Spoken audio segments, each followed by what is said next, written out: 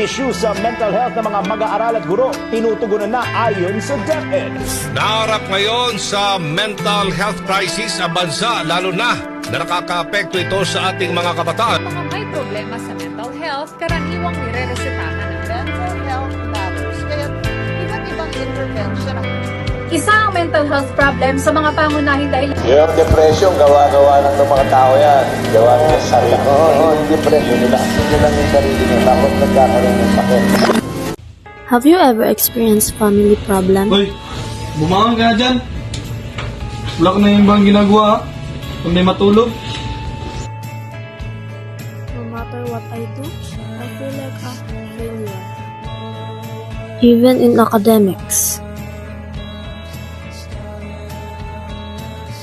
Or even in financial problem. Ano? Hingi ka naman ng pera.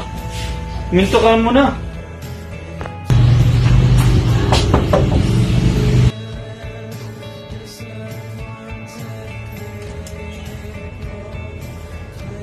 Wow, may maganda akong balita sa'yo. Ano yun? First honor po ako. Ano ang mapakalam na ito? Makakain ba natin ito?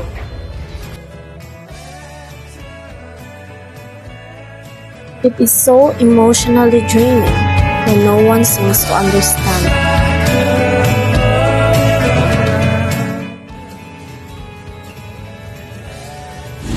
Kumusta ka na, Tol? Di nga okay.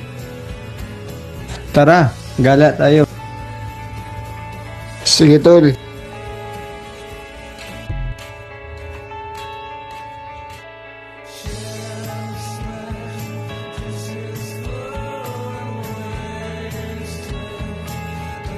That's why it is very important to check your friend by simply saying, "Are you okay?" You never know who needs your kindness today. Be that listen, someone's deep worry. Let us learn to listen, understand, and support one another.